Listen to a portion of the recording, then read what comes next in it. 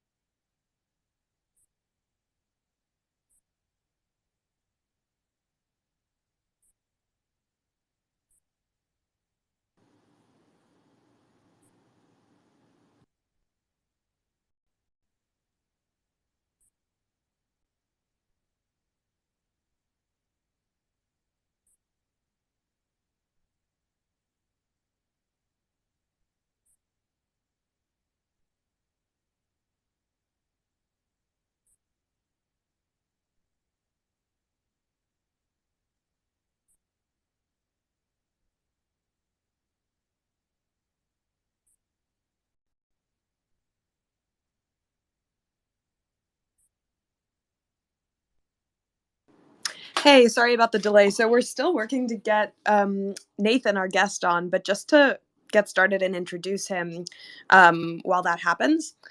So Nathan is a senior associate with the Mountain Institute, and he's coming on to tell us a little bit about why he thinks that Biden's climate bill is such a game changer. And I'm excited to talk to Nathan because he has made great points about how there's so much uncertainty in how the Inflation Reduction Act plays out, and it could just have really surprising knock-on effects. So, for instance, I think people who are tuning in might be familiar with the idea that deployment brings down cost curves.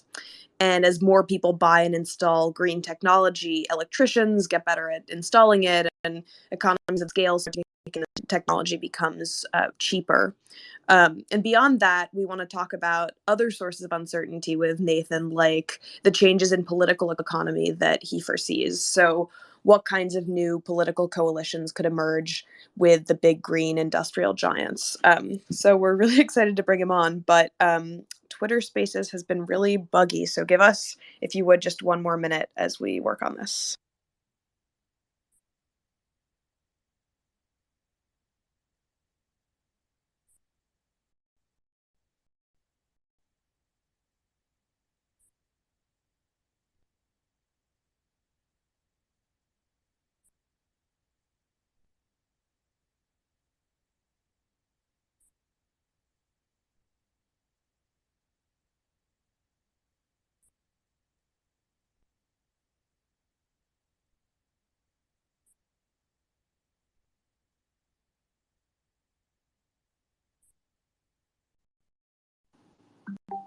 Okay, we're just waiting for people to join on their phones. It should be like 2 minutes more.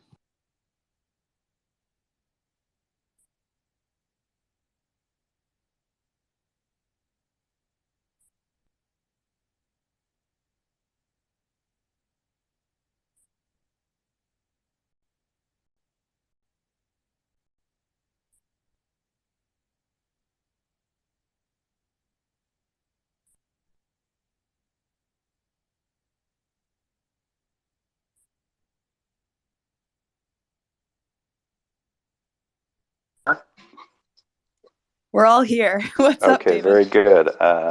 Welcome, everyone. Sorry for being late. This is the latest in our Twitter Spaces series. And Lee, since you were instrumental in getting this set up, why don't you let everybody know what we're going to be doing?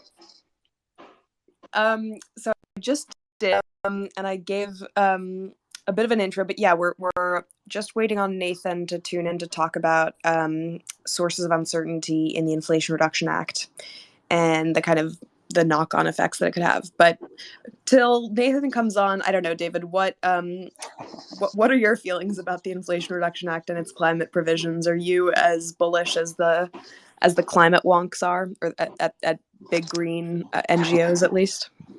Well, it's interesting. I mean, I am right now sort of deep in the weeds of working on the piece on how this all came together. And though there's certainly significant uncertainty here, it should be known that the real bones of this bill was created 7 years ago. And it was created really out of the failure of Waxman-Markey, which, of course, its main thrust was a carrot. It had standards to force emissions below a certain threshold, and then a trading system to allow polluters to get some allowances. This was almost in direct response to that failure, and going with an investment-led, technology-neutral approach that largely is submerged through the tax code.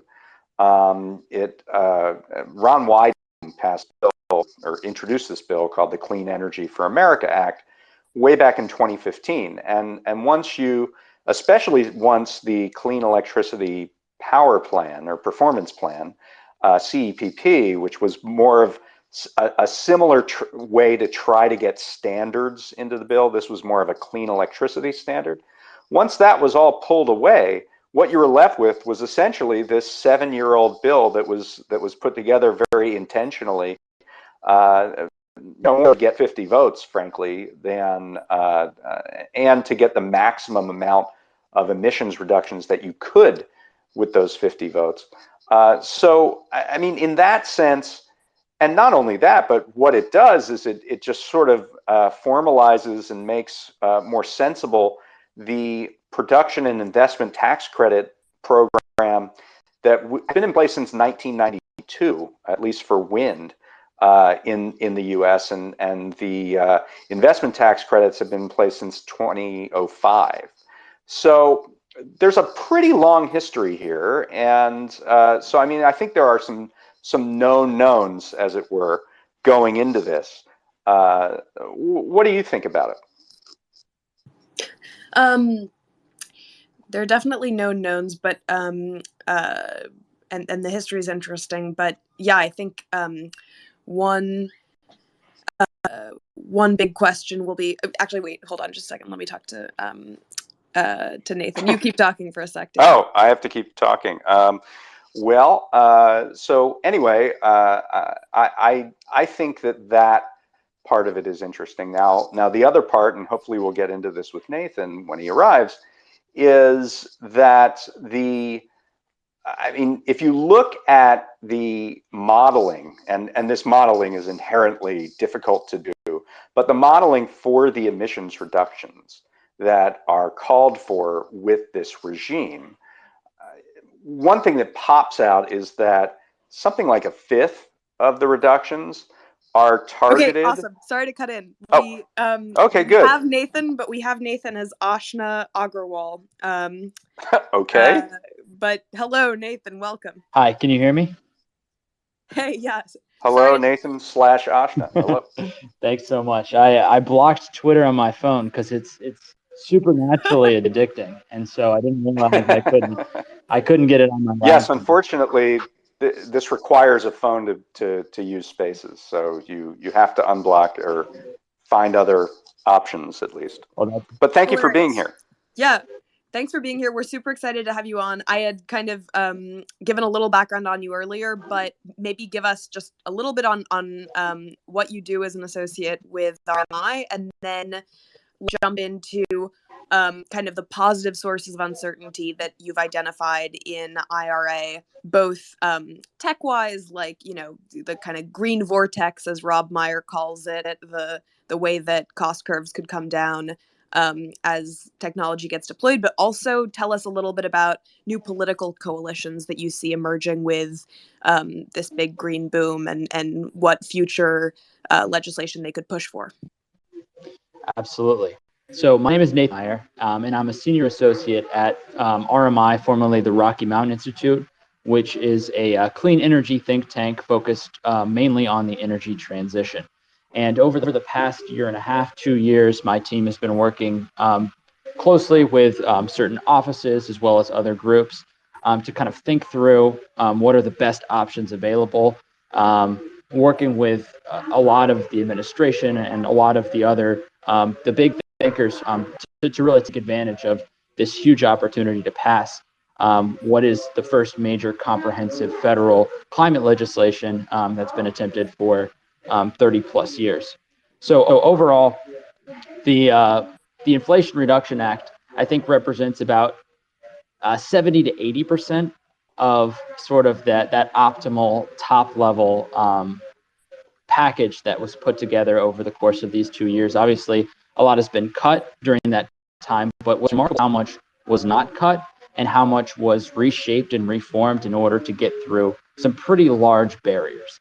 I think this is nobody's ideal policy, and largely a lot of that comes from the reconciliation structure, which creates a lot of arbitrary restrictions as to what sorts of policies you can put into this bill and what sorts of limitations you can put on funding and what problems you can solve. But in terms of a reconciliation bill targeting the climate change problem, we see this as one that has some pretty dramatic and in some cases even radical effects on the energy system writ large. So happy to start jumping into some of those very specific pieces of the puzzle. But I think one point that I want to make very clear is that a lot of the information and a lot of the knowledge that went into this bill comes from a large variety of sources and a lot of learnings that have happened over the past 2 decades of climate politics. A lot of people looked at the Recovery Act that Obama put together with a lot of those investments in clean renewable energy. Everyone looked at the cost curves and some remarkable deployment numbers that I don't think anyone was expecting in this space. You can look at the biggest bulls over the past decade, and some of those numbers that we're seeing are far even exceeding the wildest dreams in terms of cost and deployment are for many of these technologies. And we're essentially just to jump in, sorry to cut you off. It would be awesome if you would talk about particular industries. So maybe, I don't know, we know there's going to be a certain amount of rooftop solar deployed, but maybe you could talk about who's going to be taking up those tax credits, and then also the fact that you're not just paying for solar on rooftops, you're also buying, a domestic solar industry or increasing its scale, and that kind of set of organized interests will then be around to defend their position and ask for future gains. Talk a little bit, if you would, about the political economy of the bill. Absolutely. So you mentioned two of them. So the kind of consumer base, I think, is one big constituency that's being targeted here, obviously, and then all of the associated organizations that are building the rooftop solar, are building the appliances, the heat pumps, the efficiency measures in American households. I think that's a major constituency, and a lot of the around this bill has been targeting those savings. But you're right, there are really, really large players that are benefiting from this particular legislation. I think solar is a good example. The way that this bill kind of targets the solar industry in terms of incentives is it essentially looks at the cost that it took in order to build a module, a panel, some polysilicon in the United States, compared that with the cost of production with our strongest competitors abroad, including China, and covered that cost with an incentive. And the reason why that may be more effective than other alternatives is because typically some of these tariff structures have been vulnerable to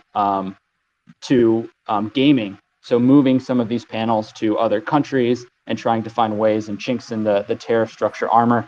And it also lowers solar deployment if you create these very, very strong protectionist measures when really we're trying to optimize both deployment and domestic manufacturing. So this incentive-based structure might actually be the optimal approach. So over the past 10 years, like a lot of solar manufacturers have come and gone in the United States, they've really struggled with that international competition, and especially facing countries with very strong industrial policy. So we'd expect to see a massive growth case for solar manufacturers across the United States. But there's also similar incentives. So it began with solar, but it also translated out to wind turbines and all of the component of wind turbines, and then expanded once more in the very last bit of negotiations to the battery manufacturers. So that includes all of the critical mineral finding, the subcomponents, the cells, the packs. That can quickly grow into a several $100 billion industry, and eventually translate to the whole of the auto industry, which I believe the total market there is over $1 trillion.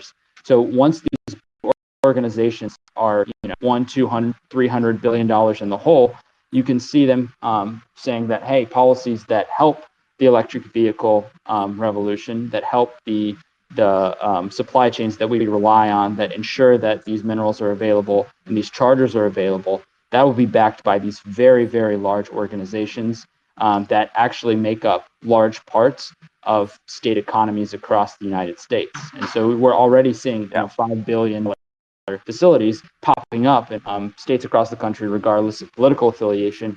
And we see that being a nice headwind for any additional policies coming down the pipe. So this is kind of the vortex idea that you're talking about, just to try to create these virtuous circles, because for so long, the energy movement gets dominated by very large industries like the oil and gas sector.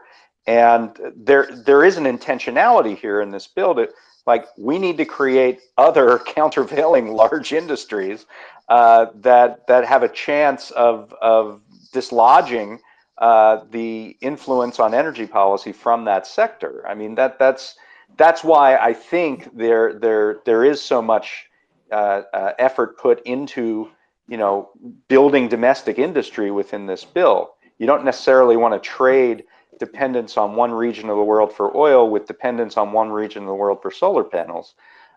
And so it seems like that has to be a key in order to get this kind of virtuous cycle that you want, right? Precisely. Those jobs, those industries create a lot of the stability and actually capture a lot more value than just the production of, say, the EV, and a little bit of that marginal savings of, saving money at the pump for gas. Yeah. You actually capture value at every single point of the supply chain. And when we think about kind of the globalized, circular version of this in 2050, 2060, 2070, it's the people who can build the machines, the billion plus machines that Saul Griffith points at when he says that the transition is actually just building a ton of new technologies and deploying them. Who builds them? Who recycles them? Who drives the innovations there? All of that has value, and all of that value can drive the politics of many, many regions, not just the ones you'd expect are the most or the most environmentally conscious, but all regions of the country.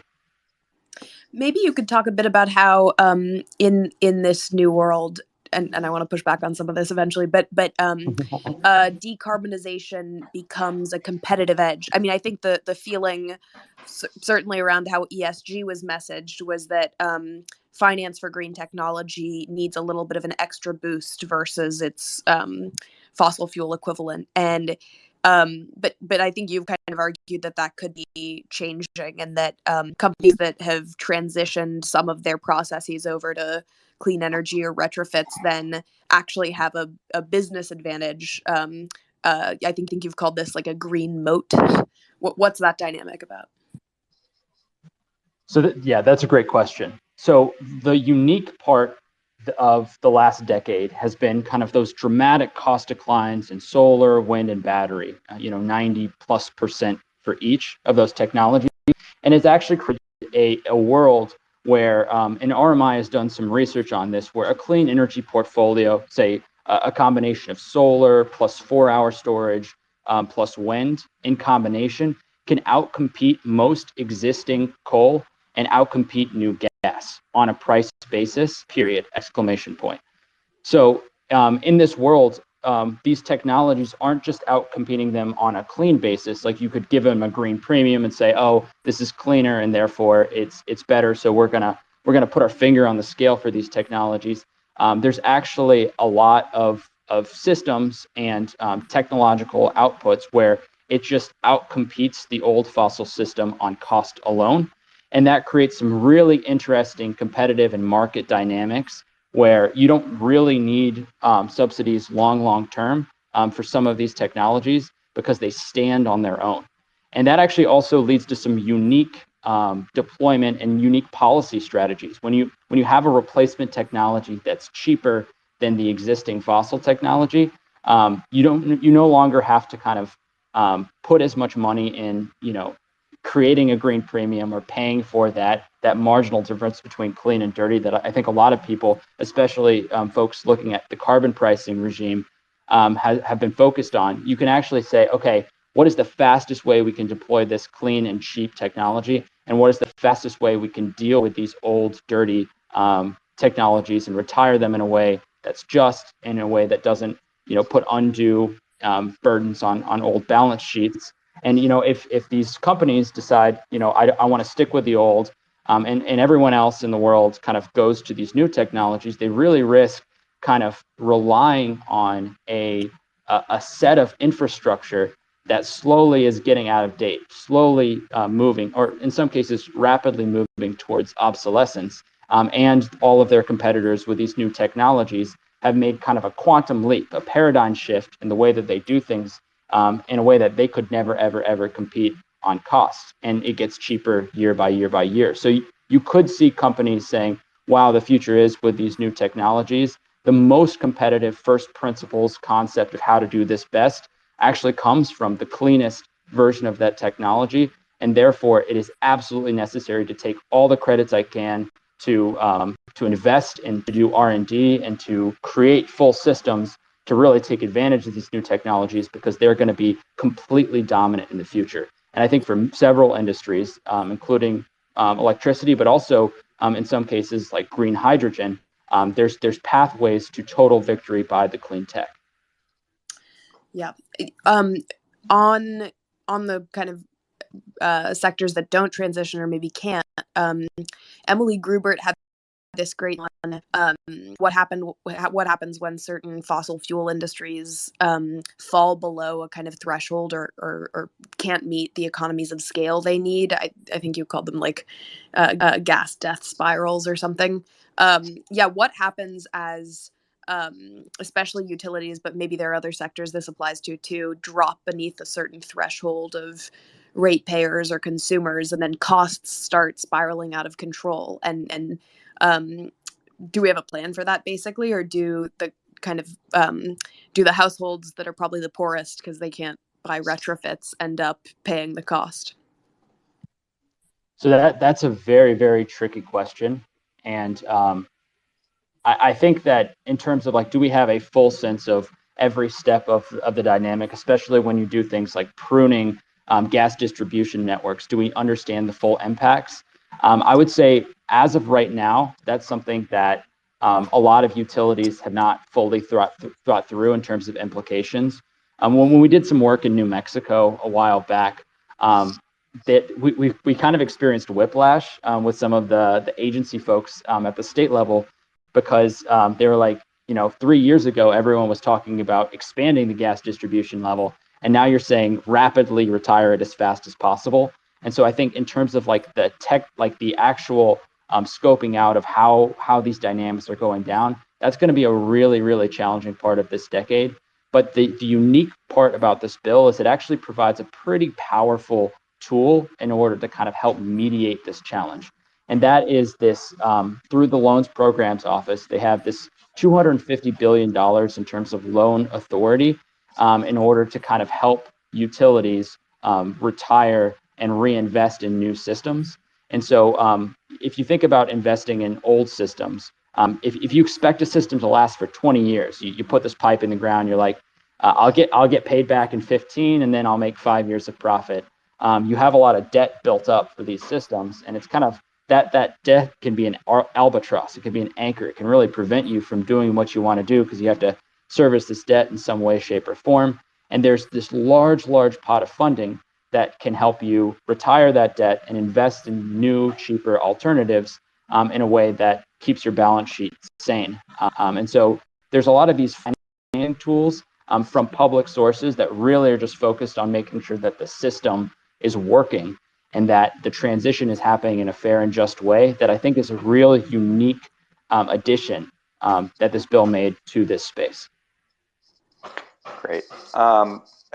Obviously, that's not the only thing that this legislation does. It allows, and we'll see what happens on the flip side of this with the sidecar, the permitting bill, and what that enables. But it does require some leasing in offshore and onshore public lands. If the permitting goes through, there's some projects that might move forward, and there will be some lasting infrastructure built, older technology infrastructure, likely built as a result of this bill. From a global perspective, there's probably going to be somewhere where that liquefied natural gas or oil can be exported to for quite a while. And so do you think, and the general principle that at least I think Lee and I have been talking about is that if lasting infrastructure is built, there's a coalition, a constituency to keep it running, to keep doing something with it. So how do you feel that is going to interact with this new regime in the United States that's certainly moving toward cleaner energy, but the ability to export the dirtier energy abroad? That's a great question, and I think there's some really tricky questions, especially about those LNG export terminals, because there's a number of effects that those are having. I think a lot of folks look at these LNG export terminals and they see the gas industry absolutely cashing out. There's just spike, the cost spikes in Europe right now are truly ridiculous. It's becoming a very major energy crisis, and then their lack of ability and access to get Russian gas is causing major issues. So we see some of this infrastructure just being direct incentives to kind of take advantage of this overall boom. And that infrastructure is built to last for a very long time. We'll see how long this demand spike happens.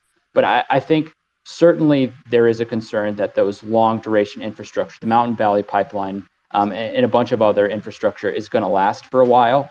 But the design of this bill is to kind of attack the fossil fuel demand more so than the supply, and they see these exponential curves being the fastest possible way. Like you could do a one at a time attack for some of these infrastructure pieces, and you could kind of try to do build coalitions and attack them on the ground, and that is kind of a linear process. But if you can attack demand from an exponential process, then it's possible that the benefits will far outweigh the harms. But there's another. Well, it's designed to attack domestic demand, right? I mean, wouldn't the cynical read be it attacks domestic demand and launches this green retrofitting overhaul domestically while making the oil, satisfying the oil majors or the really gas exporters actually by ramping up by meeting all of this additional global demand?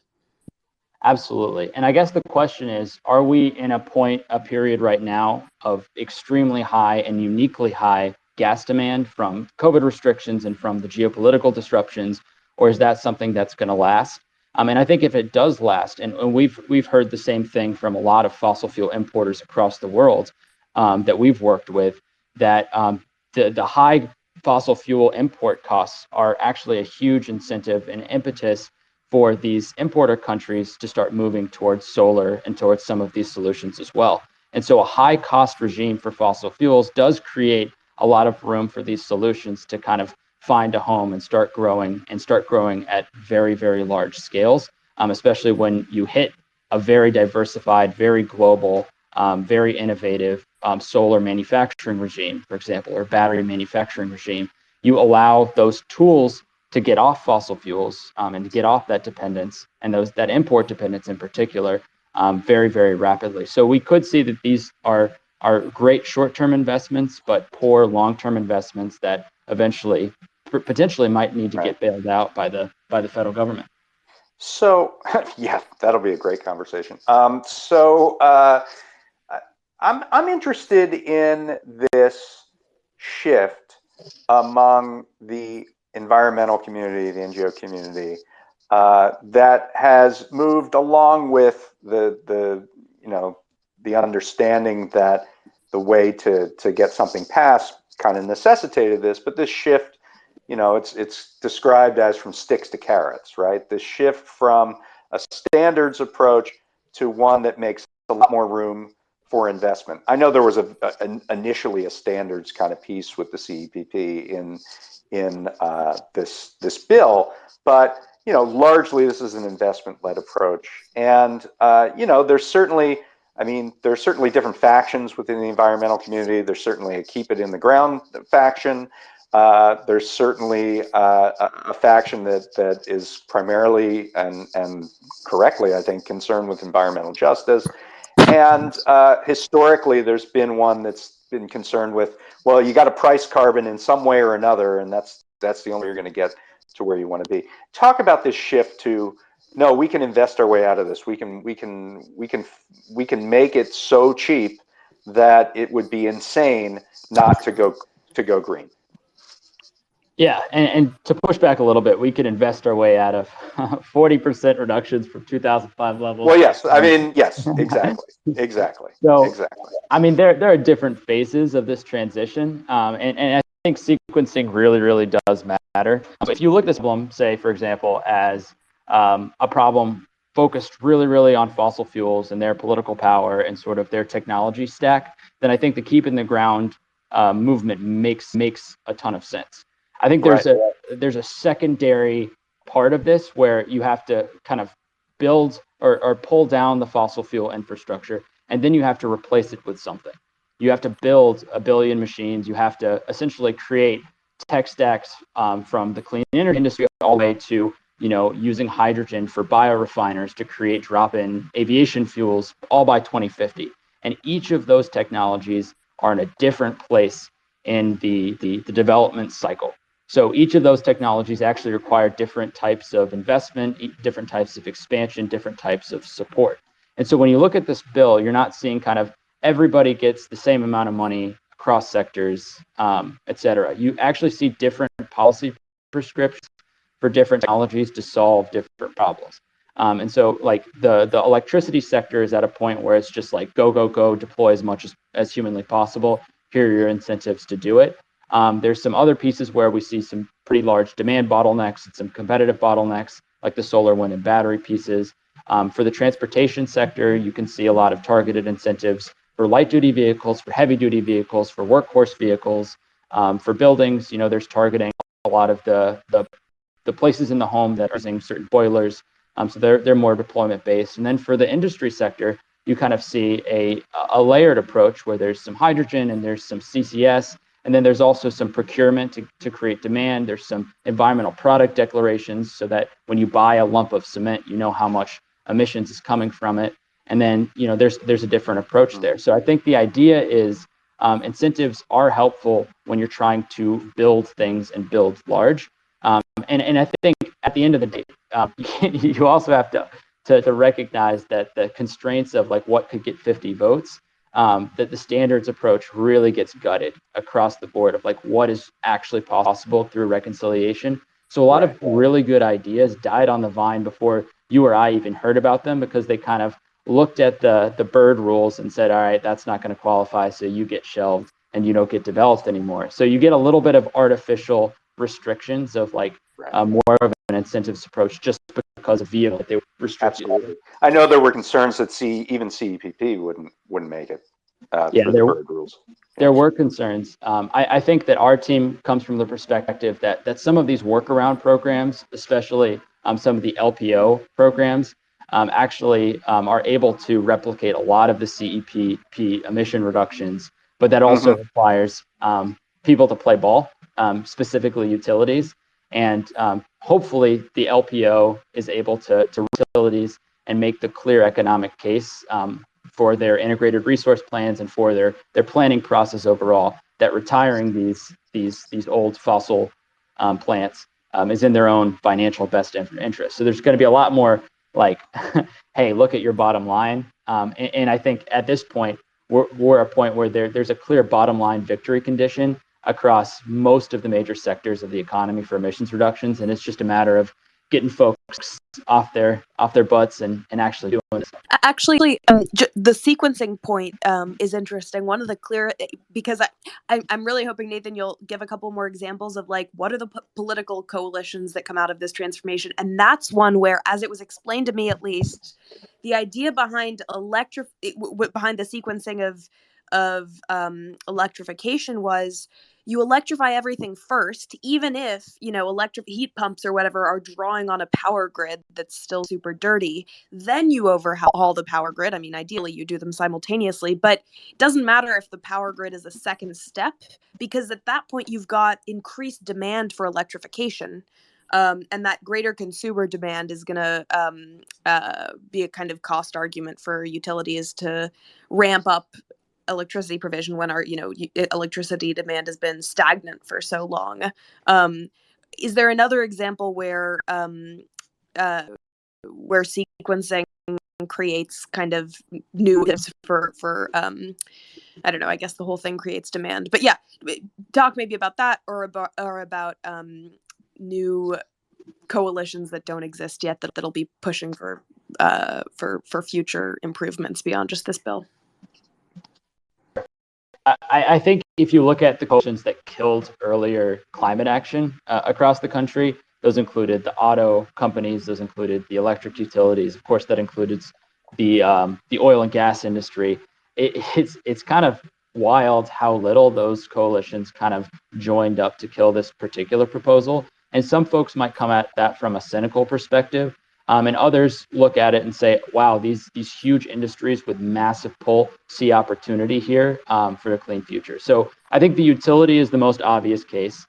There's going to be massive load growth across the board because of the EVs and because of the building electrification, but also because of the new industrial facilities that really can rely on electricity. And hydrogen is a big case where a ton of electricity is going to be required in order to clean up things like steel and fertilizer and a bunch of other things. And there's also kind of the case where if you're able to create these very cheap renewable facilities, if you're able to kind of smooth out the supply chain, figure those things out, and then continue down the cost curve for wind and solar and batteries, you create extremely cheap electricity. And one group of folks who really benefited from the early electricity credits was big tech, specifically the large data centers. They were able to really use these renewable energy facilities and this cheap electricity in order to get sweetheart deals for powering those big facilities. So you'll get a lot of folks on the other side of the meter who are really benefiting from these credits. They're actually the true beneficiary of some of these really generous electricity incentives, who say, wow, I don't really want my input costs to go up. I can see this being super beneficial to my bottom line. And in fact, I moved my entire facility to, say, potentially the wind belt in order to take advantage of this huge glut of wind in order to do this operation. So you get the utilities who obviously have power, you get the people who are pulling electricity who have a bunch of power, you have the manufacturers who build the shovels in order to actually capture this power, who are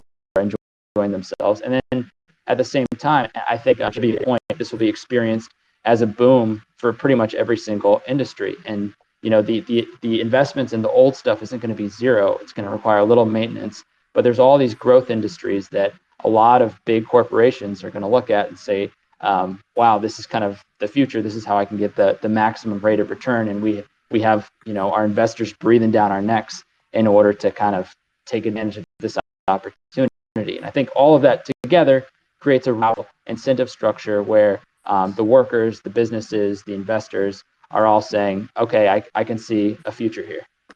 Sweet. I want to give Paul Williams a chance to jump in a second because he just joined. But before that, you mentioned folks on the other side of the meter. First, would you say what that is? And then maybe talk for just a second about behind the meter generation. Is it possible that industries will start just making their own power and hooking it up to their facilities, even potentially at a higher cost because of the new incentives they're seeing? Absolutely. So most folks kind of pull their electricity from the grid, and that's sort of, and you figure out how much electricity you pull with a meter. Let's say you produced your own solar and you don't touch the grid at all, and you just consume that solar. You're behind the meter because it's not an interaction with the grid. That's an overly simplistic way of putting it. But long story short, it's hard to connect to the grid, and the grid is old, and it's not necessarily growing at the pace required in order to keep up with all of these new electricity demand and new electricity supply. The permitting issues are really a headache and probably one of the biggest bottlenecks moving forward. So we could see if these price declines continue, these incentives remain large, we could see firms saying, you know what, I don't need the grid in order to do this thing. I can actually take this 1 cent per kilowatt hour, extremely cheap power, and just use it for my own facility and manage my own facility, and just take advantage of this process, especially at these very large scales when we're capturing large amounts of wind in the wind belt with just extremely high value resourcing. So, for example, hydrogen is a good example. It requires tons of electricity. The level of grid upgrades would take forever. There's a huge hydrogen incentive on top of it. And if firms just want to jump on this credit and start benefiting from it immediately, you could see them say, all right, we can figure out a way to cut out the middleman, as it were. These distribution transmission costs are out of this world. It'll take us forever to hook it up. We're going to go buy our own. And that actually kind of creates a hedge for utility prices. If utilities go insane and they create prices that are far beyond what these big sources are doing, people could say, actually, I opt out. No, I can go it my own way. I can create a microgrid, and I can I can figure this out with these new distributed techs. So I think that creates a sort of wild card outcome for many industries that are in these like unique geographic areas to kind of hedge themselves against utility shenanigans. Okay. Paul, I'd love if you would jump in. Sure. Yeah, I've just been thinking, listening. I think another kind of constituency that potentially comes out of this, one weird aspect, one wild card in this legislation is public power agencies, and the direct pay, and to a lesser extent the green bank, really open up these honestly create a market for publicly generated electricity, which is something that has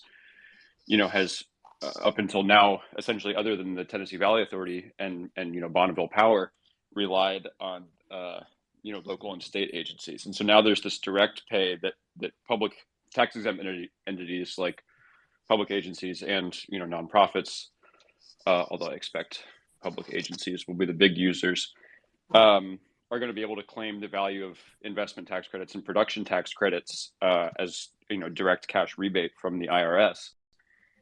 And we've at Public Power Network, we've had conversations with American Public Power Association and some folks at public power agencies around the country, and they're to an earlier point I think Nathan was making, what they're looking at is just like, this is a tremendous change to the kind of bottom line of what I'm looking at when I'm considering what type of investment to make in a power generation project, right? And the way it works now is typically these like kind of interesting leasing arrangements. But now public power agencies are really going to be able to look at, direct investment, steel in the ground, or something like, design, build, buy, or design, build, transfer, whatever you call it, where, they can make investment up front and then take ownership. And those and that constituency, I think, is an important one, because because public agencies have, some unique qualities that private enterprises don't, which are, one, they're generally going to be able and willing to take on more interesting and useful risks, and hold out on any return for longer than private industry is going to be able to. And two, they're going to have a more interest and ability to do planning of their grid with accounting for social goals or even democratic goals. Super true. Wait, just to jump in, I wonder, Nathan, come in on this. But I'd be remiss if I didn't say that our Ryan Cooper, our managing editor, had a great piece about the direct pay elements of this, and now I'll go. So you can go to prospect.org, check that out. But before you do, Nathan, if you'd like to respond, sure. No, I think that's a great point. That direct pay for nonprofits costs just opens up a massive new ability, not just for these public power organizations to kind of drive forward, but also for things like schools and for nonprofit organizations more broadly. Community solar, I think, is a big one, to really take advantage of these credits and be on price parity with some of the larger utilities. That could be really revolutionary, and it also creates a lot more access for your on-the-ground people saying, okay, what can I do with my resources? What can I do with my time? How can I benefit my community? It creates this accessibility to this pretty important technology that's never existed before. So I think that's a real wild card. Great. I have one quick question about carbon capture. So if you look at, and I know these models are kind of imperfect, but if you look at sort of the repeat estimate of where the emissions reductions are going to come, I believe 1/5 of the reductions from the carbon capture, I think it's what, 45Q credit. 1/5 of 40 is like 8. That's almost all of the benefit of IRA relative to the current baseline in a technology which is promising but somewhat unproven. I mean, is there reason to believe that we're not just banking on that for all the emissions benefits? I mean, maybe this is a question about the models themselves and what they're taking into account, but that just seems a lot to hinge on carbon capture, and I'm wondering if you think that that's true of the bill, or if it's missing something somewhere else. Yeah, I looked to that modeling as well, and I haven't gone all the way to the guts of the repeat model in particular, but I do know that other attempts have definitely shown more of the carbon capture coming from the industrial sector than the power sector. I think there's a real question mark of whether carbon capture on coal, for example, can work.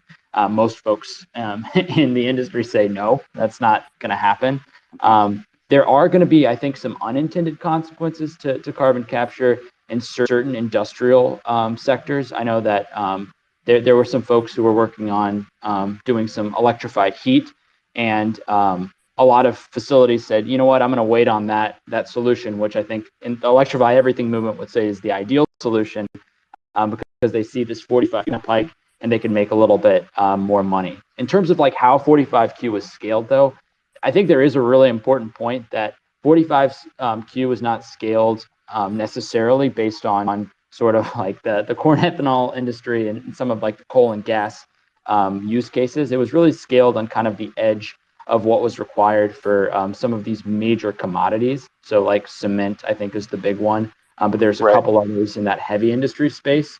So it was scaled based on those like reach goals, and that's where I think it really has a unique emissions reductions impact. And then everything else below that in the cost stack is kind of unintended consequences. And I think that's sort of one of the limitations of having such a one size fits all or a technology neutral approach. If they did say, you know what, cement gets this much money and ethanol gets this much and gas gets this much, that might have been more ideal. But the politics of 45Q were so firmly squared, I think, in also world where we were overall just hoping for the best and bracing for impact there. And I think we didn't get the worst.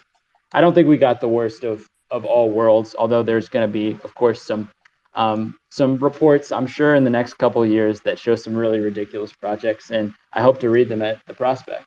I hope to not read them. Lee, go ahead.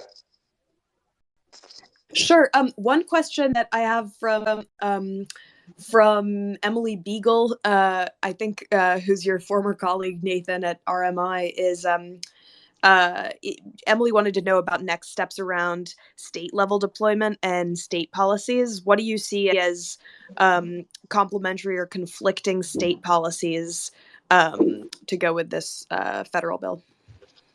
That's a great question, Emily. I think there are two ways that we're looking at this. The first is there are programs that states actually just take advantage of. So all of the buildings programs are grant programs that like the state has to write out a plan as to how they're going to use these funds. I think also the Green Bank, if they kind of go through the model of like, let's create a bunch of state specific green banks, the state's going to have to do some work there. And there are a couple other great grant programs where the state is actually going to have to do some administrative work in order to get the credit. I think the jump ball or the wild card or where states can really do some really unique work is for the champion states, for the states that have been doing a bunch of work. It makes it a lot easier to kind of push for requirements, say for building codes or for EV adoption, because if the alternative is cheaper than the current version, you're not imposing costs on anybody by saying, all right, let's accelerate this deployment. And so it makes it much easier to do some more standards-based approaches on the state level. And then for states that don't have supportive legislatures or governors, it actually creates a lot of ways to get around that power of the purse of the state by creating these funds that are accessible to state or to all forms of subnational actors. So that could be schools, that could be businesses who can take advantage of these tax credits, and many of them, unlike sort of the big competitive grants that require you to be the top of your field, really you do the thing, you get the credit, and there is no cap over a decade. That's something that if states are supportive, they can provide administrative support to maximize those credits. And if they're not, then essentially anybody can just figure out how these credits work and then figure out if it makes sense for their bottom line, and it should for most applications, and then just take advantage of it. So it creates all sorts of new attack surfaces, new opportunities, new standards that are possible, and also new constituencies that before had no subsidy tailwind that can now really do some damage that they couldn't do before. Awesome. Well, we should wrap up in a couple minutes. I guess one question I have as a reporter, I don't know totally how to phrase this, but it'll be rambling. But okay, so I think over the past couple years, since the kind of Green New Deal became a big talking point, the open question in climate policy has been whether you can create kind of a mass labor coalition to demand good green jobs. And that you could argue that IRA was partly an outcome of that struggle, but we didn't, progressives didn't win a Green New Deal, but they won something else with all kinds of really positive investments in green energy. So maybe one thing to ask is just what exactly did they win? If what would you call this new kind of era of climate policy we're entering? And relatedly, the way I'm thinking about it is that the question of the next decade or whatever is much more about the business coalitions that emerge, about the business class fighting with itself, essentially, and some industries are replaced and others come into existence. Maybe a final point on this is that, and then I'll let you come back. There's been as a reporter trying to cover industrial policy, you're not supposed to point to, for instance, Solyndra. There's been a real, I think, good correction towards emphasizing, the Teslas alongside the Solyndras that came out of past clean energy investments, or even if that having Solyndras and failed risky investments is actually a good thing, because it shows that the government is taking the kinds of risks that it needs to take in order to, accelerate good, clean new technologies. Anyway, now that we're in this new moment of resurgent industrial policy, though, it actually feels like kind of critical media should go back to critiquing the government picking losers in the way that an earlier set of journalists did, because inevitably that will happen. I mean, in other words, and I'm asking you to do my job a little bit for me, but what's the right way to critique this new era of a green boom that we're entering? And to go back to my first question, what would you call it anyway? If it's not the Green New Deal, what is it? Oh, you want me to coin the next decade coming from the IRA? I think we could call this the golden age of clean energy pretty successfully. To kind of go into some of your points, I think on the workers question, it's really hard to have a workers-based movement and build workers' power if there are no workers. And so a lot of this onshoring and a lot of this kind of pushback to sort of the devastation of neoliberalism, as many have put it, could be, saying these robust industries are more place-based. Maybe that's because renewable electricity is place-based and it's harder to move around. Maybe it's just because those supply chains make more sense. You actually create this, agglomeration of industries, these clusters, and those clusters have workers who have, their incentives tied up to these industries. And if it is truly a boom, if we are really experiencing growth that is much faster than, say, most people are able to handle, and a lot of the talks about supply chain issues, battery materials, and all of that is based on this really, really rapid growth. That actually creates a lot of worker power. And so we're seeing interest rates go up in an inflationary environment because, in some ways, that leads to, inflationary pressures, and that leads to all sorts of outcomes that I think folks are not comfortable with. But some of this pressure, some of this hot labor market actually does create a lot of opportunity for laborers to kind of find high value industries to do with their time, and can be really additional and provide, an upgrade of employment for a lot of folks. So I think that does create a fertile ground for more labor power in this new industry and in this new economy, just because there's so much growth potential. On your question about, where are lines of critique, or how do we come at this and really make sure things are going the right way? I think, a lot of these incentives add up in really unique and weird ways and can lead to some extremely odd outcomes. And then, some of these programs like the Green Bank and the LPO create, a lot of flexibility. Flexibility can be used strategically and well, and it can be used poorly as well. And so I think we are going to see some failed projects, and I think we're going to see potentially significant amounts. And I think the importance is to contextualize which projects are failed because they were trying something new, because they were pushing the envelope, and which projects failed because of a form of corruption, or because the incentives were poorly put together and created this, this unique confluence of incentives actually, pushes for increased emissions or pushes for some really efficient solution space. That sort of journalism really helps policymakers and the administration itself really identify where things are not working. And, if the administration is positive towards the transition, try to make some tweaks to these very flexible programs in order to fix them.